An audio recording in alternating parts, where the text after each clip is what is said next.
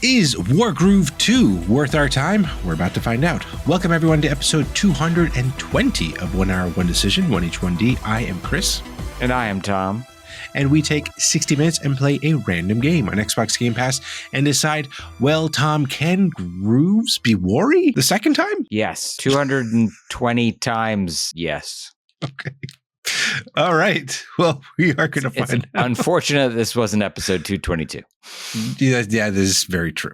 We got 2 out of 3 correct here. Sometimes that's not bad. But we're going to be talking about Wargroove 2, developed by Chucklefish and Robotality? Sure. Sounds like a Mortal Kombat finisher. Yeah, it does. And maybe that's a good thing. I don't know.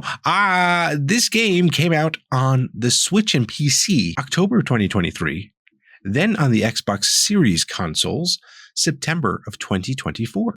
Nowhere else, surprisingly. Go figure. Well, and I played this on the PC. 509.05 megabytes on the PC, Tom. What about you? It still was petite on the Series S, but bigger. 830.45 megabytes. Yeah. Still under a gig. Still under a gig, which is, not what you see that often. So that's impressive, I will say.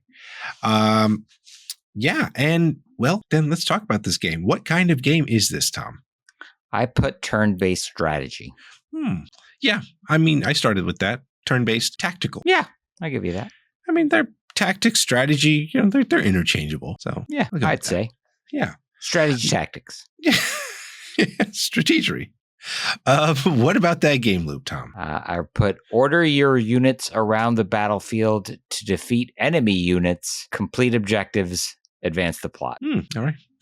I just put down take turns trying to beat the enemy. Take turns with who? The enemy. I mean, in their defense, they are trying to defeat the enemy, and in your defense, you're trying to defeat them. All right. I see what you did there. Okay. So I'm just saying, you gotta kind of water it down to the or sift it down to the very minute thing that you're doing here. But now we have talked about those things. Now let's talk about the things that we liked about this game. Wargroove 2. I liked that from the very outset, I discovered that you can create your own maps and campaigns. Oh, wow. I saw that there were a lot of different options. I didn't realize you could do that. That's pretty cool. It reminded me of our old days of playing StarCraft. Yeah. And how you could make your own StarCraft campaign. Yeah. Now, I didn't make my own maps. I didn't make my own campaign. I played the game that was presented to me. Right. But it sounds like, for a tactics game, right? For a mechanics heavy game, giving users those tools is a great idea. That's really cool. Yeah. And how many games do that nowadays, right? I mean, yeah, the big players, you got your Fortnites and Minecrafts and blah, blah, blah, and all that stuff, right? But yeah, like giving you guys kind of the tool sets to make your own stuff is really, really unique. Kudos to them for doing that. And in such a small footprint of a game. That's what I'm saying. Yeah. I'm curious though, Tom, did you see if you can download other people's maps? You can indeed. Ooh. You can. There is a whole thing there to share with the rest of the world your creation. Very nice. Very nice. That's a cool little idea. Like, so you can have someone could be building their very own what was the tower defense game from back in the day? It was just called Tower Defense. No, like there was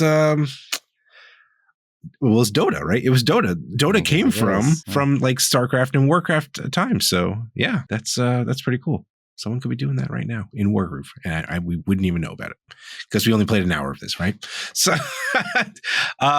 yeah, so that's really cool. I just thought that this game had, like, for what it is, and again, we've talked about this before about, like, sometimes with these size of games nowadays, sometimes you just have, like, really crappy music, but I thought the music in this game was quite good for what it was. Yeah, I don't disagree. Like, it felt like really in the era, I guess, or the world that's getting built in this, and great music and like great, like, animations with the 16-bit art style. I think that was very well done. Definitely gave you that hit of nostalgia from all of those things, because back in the day, the Super Nintendo era and stuff like that, there were some bangers with some great music and great animations and stuff like that. Obviously, one of yours is Chrono Trigger, but there's others back in the day too that had some great combination of the art and the music. So I think Super Mario RPG, right, Mega Man X, right there. You can do a lot with a little, like, absolutely. And I think games like this show us that, right? Yeah. Like the retro pixel art style totally works here. Yeah. Obviously you couldn't fit 830 megabytes onto a Super Nintendo cartridge. Yeah. But on some level it fools you into thinking it could, right? Like right. It looks like it would be at home with many of those games. I was surprised by the humor in this. Yeah. Like really right from the start, like there's humor in the dialogue. There's a line about how mouth kissing dogs is gross. I totally agree. I agree as well. It is such an odd thing, but hey, you know what? It's not my thing, but hey, if that's your thing, good on you. It is gross. No, it's gross. And that some of these lines, again, considering that this is less than a gig, that it's got voice acting in it. Like any at all. I mean, it's the ones that are interspersed. I think they've, it's not all of them. Yeah. But I don't think you could with 830 megabytes.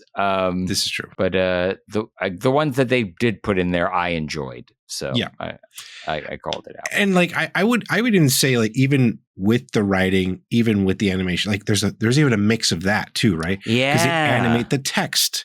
So to add that extra emotion to it, the way that they write everything is like animated in a way too. So you're like, you could feel that as well. So I appreciated that. Even though I know it's kind of a little bit of a nitpick or negative here, like they did have, I think, kind of like the brrr noise when there is no voice acting. So it's interesting. It was a very interesting mix of things and ideas with the writing, right, or how they approached writing in this game or dialogue in this game. So, and I thought that this is another game where you're learning the game as you go. There's a lot of mechanics in this game, right? There's a lot of things you have to learn. And they do a good job of pacing that pretty well, I'd say, in that first hour. I definitely agree. You're getting not just the game mechanics, but also the lore as you're playing. And I mean, it's called Wargroove 2. It's quite obviously a sequel to a game called Wargroove. It doesn't feel like you're missing out. At least it didn't to me. And I think what I learned afterwards is that this... at least the tutorial race that you're playing as is new. Okay. So it was a good creative decision where it's like, well, we got to teach, maybe you're a new player, maybe you're a returning player. Right. But these characters don't know what's going on, so they have to learn. Right. So it's like exposition because you're brand new kind of thing. Yeah. Got it. As opposed to be like, why are we going over the lore if all these characters already know it? Yeah. And are they supposed to be like mouse people? Yes. Okay, they are. I definitely got mouse people vibe. Okay. People. I was just making sure. I was like, I didn't know if they said what their actual race was. They probably did. I'm totally blanking on it. But like, I guess to kind of quickly summarize the story or the lore that was there so far is you follow a group that's landed on this island, that there is a temple, and your like big mage or scholar or whatnot needs help. And she brings this other mage that's like very new. And she somehow figures out that yelling near this temple makes it like light up. And then the big scholar is thrown into it. The door closes behind her.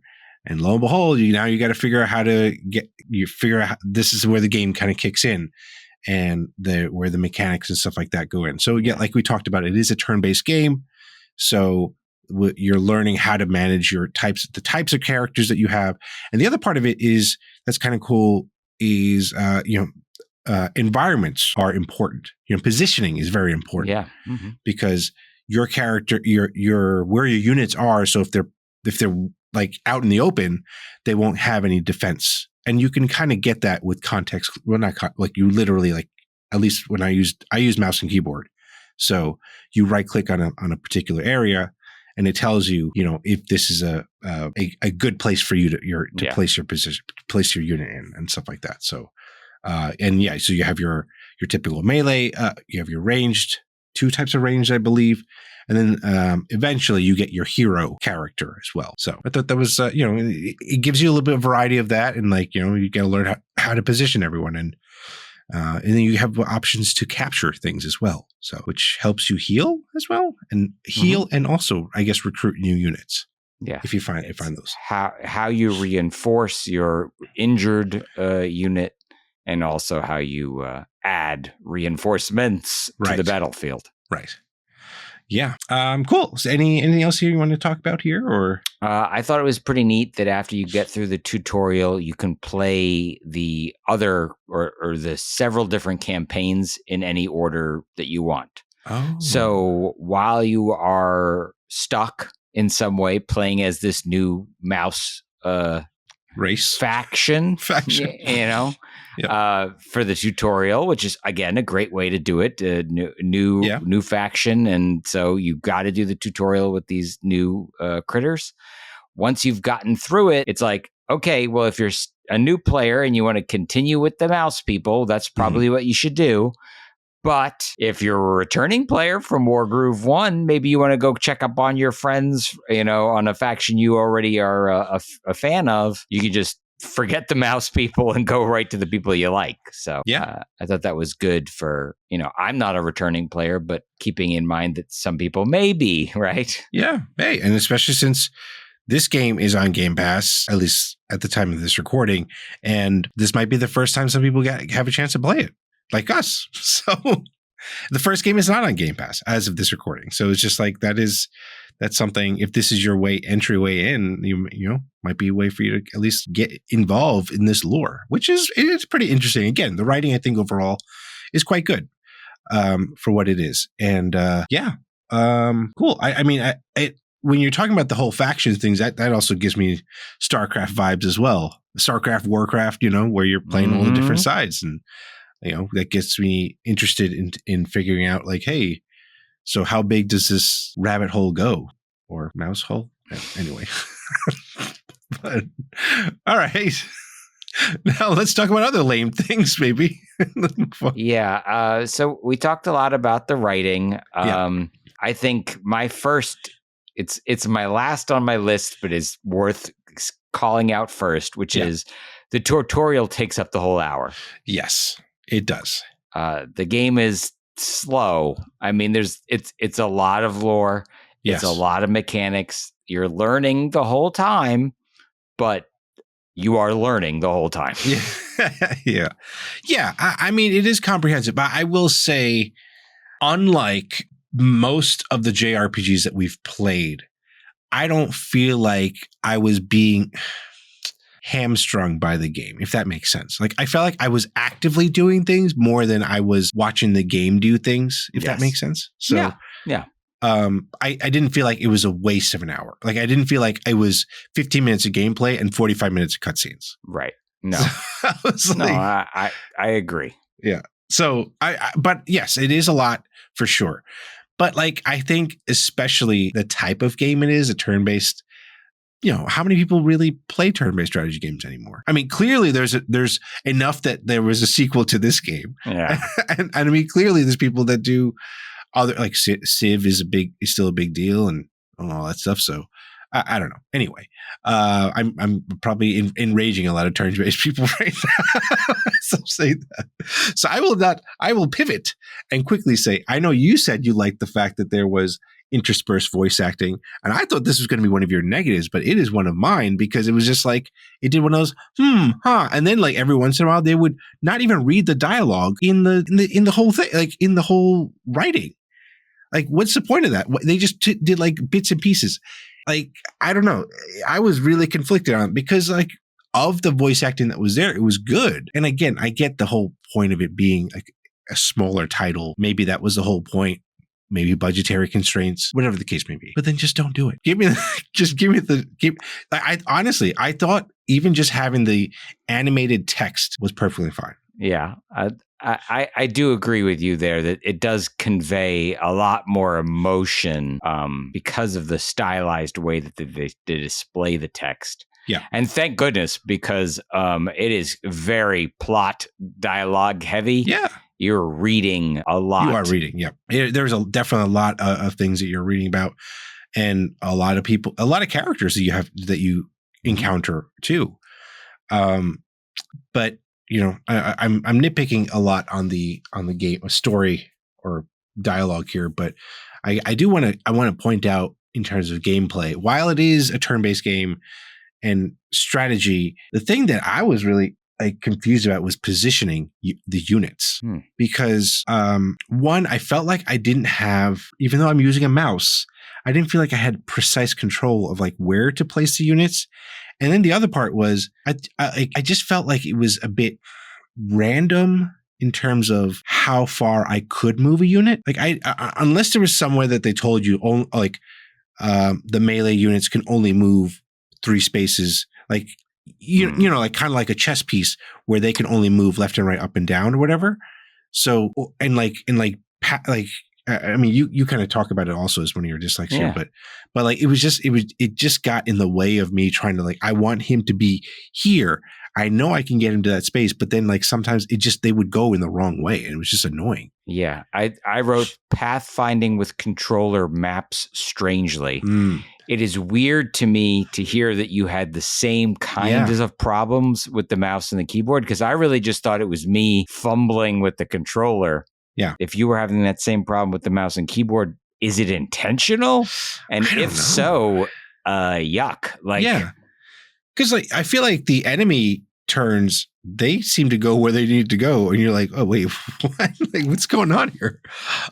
But I guess the way that they would counter that is there is an undo action, which is nice. I think I used it once during the tutorial section, but because I think they force you to do it or something like that.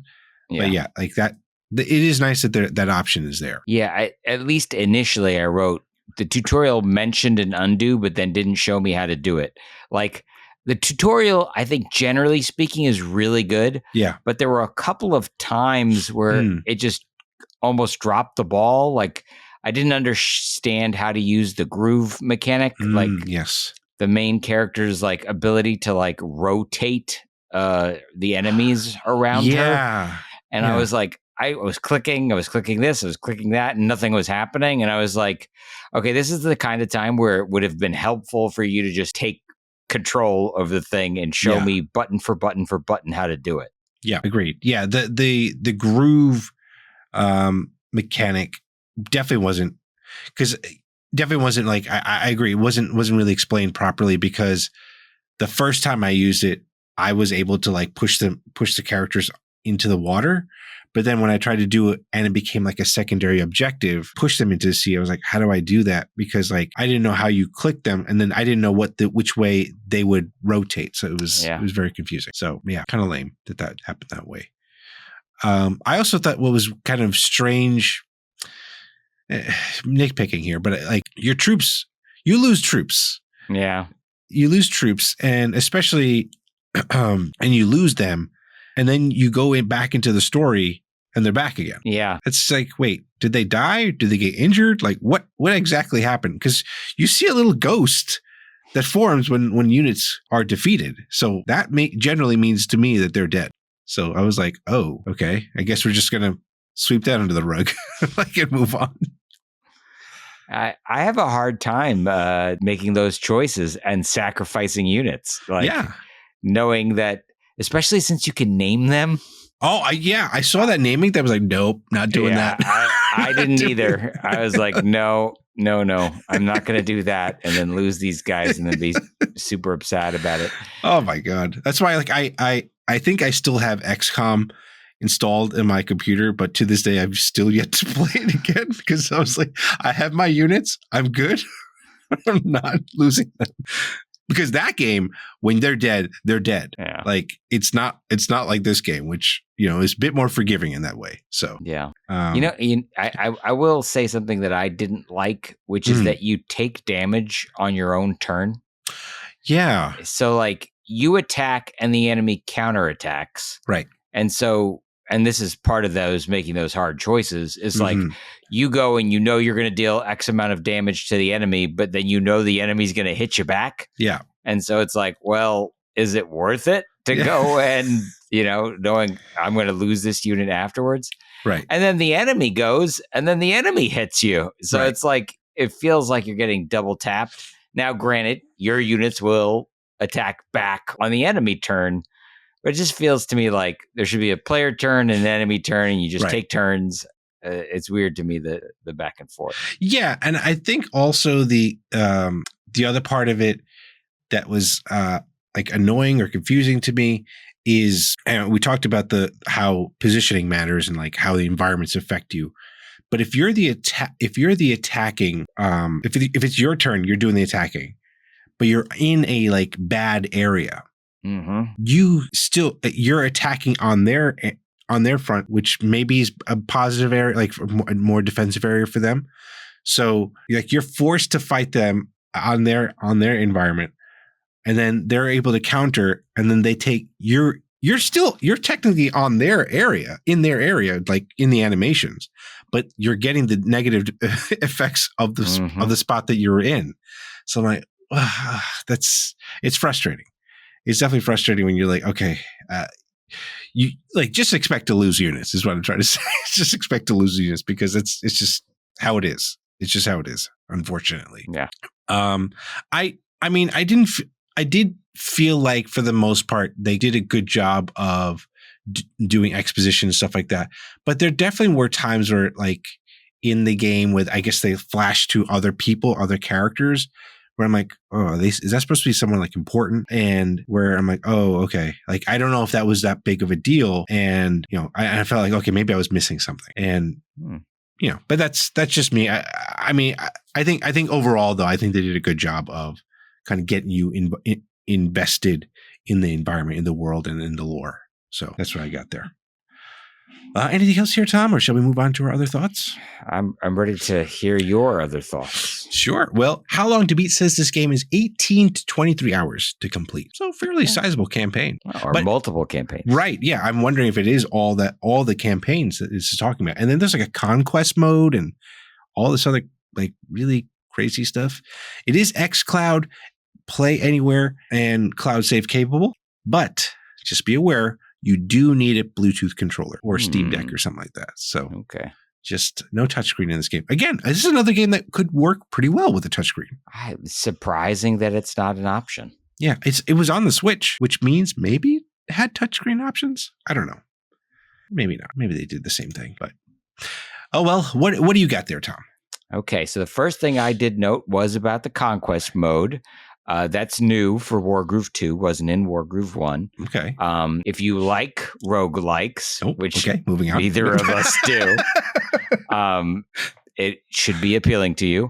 But I should note that it replaces both the arcade and puzzle modes that were in the original. So if you were a fan of those, they're gone. And they're gone. Yep. Apparently the story takes place a few years after the events of the original. You play as this new faction, as we learned. And apparently there were map creation tools in the original as well. And I guess they got feedback from players, and so they've enhanced those tools here for the sequel. So very cool. If you liked making maps in the first game, you will like them even more in this game. Very nice. Wow. Okay. That's cool and unfortunate that they got rid of the puzzle modes for a roguelike, but everyone loves roguelikes apparently, except us. So. That's a shame. I'm sure they thought it was a good decision. Yeah. I don't know how fans of those modes that are gone feel. Yeah. Well, that was their decision now, Tom. We got to go to our final decision here. Is this a game that is going to be staying on our respective hard drives, or, well, are we leaving our troops in the water with a negative 100 defense? I don't know. So I'll be honest. When I realized this was going to be a turn-based strategy game, and I was going to be playing on a controller, I was like, oh, geez, like I don't even want to do this. But then I started playing and I was like, wow, this is actually a lot of fun for this genre of game. And so as a consequence, I think I want to at least play through the Mouse People campaign. They're called the Fari. Here they are finally in my notes what they're called. Faahri. So I figure, why not? Knowing also that that's got to be, I don't know, a third of the total number of hours, right? Yeah. So it means it's a few hours of investment, not 20 hours of investment. Right. And then if I get really bought in, who knows? Maybe I'll play those other campaigns. Yeah. Cool. For me, I don't know. There was something about this game that gave me like Advanced War vibes also, which I had a lot of fun playing that game. And the time that I've had during this game, during my hour was fun, but I don't know. And the writing was good and everything, but I don't know if I can invest more time into this game, which is odd because everything else seemed to line up pretty well. But I think just the positioning and then constantly losing my units all the time was always frustrating. And because of that, I think I'm actually going to pass on this game. Fair enough. I do think that it does seem to me like the kind of game where I'd probably play it for for a mission. Yeah. Finish that chunk of story and then put it down. Yeah. And then some time may pass before I pick it back up again. Like, right. I'm not super eager to play tons of this, and certainly not like binge it. Like, I think I would get very frustrated with it very fast. Yeah. But I think the writing is really good. And you know what I mean? And I'm curious to see what other units there are. And I think the basic game loop to me was pretty fun. So. Yeah, absolutely. Cool. So those are our thoughts. Let us know what you think of this game. Follow us and say hello on Blue Sky at 1H1D, on Twitter and Threads at TC1H1D. Shoot us an email at tc1h1d@gmail.com, or check out our next streams on Twitch at twitch.tv/1h1d. Well, we also put these on YouTube, so maybe send us a comment down below. Maybe you tell us what faction is your favorite. Mm-hmm. And do you think Conquest Mode is a better option than puzzle or arcade mode? I'd love to know. That'd be cool. 1H1D is part of the QTB network, and if you like any great gaming content, be sure to check it all out at quitthebill.com/network. Now, Tom. Yes, Chris. The surprise me button beckons us. Yes, let us find out what 221 holds. 221 is in the docket. So here we go. Ooh, Flock? Wasn't that like a UFO game? Is it? I don't know. Well, we will find out and report back on the next episode. So thank you so much, everyone, for tuning into this episode, and we will catch you on the next one. Thanks, everybody.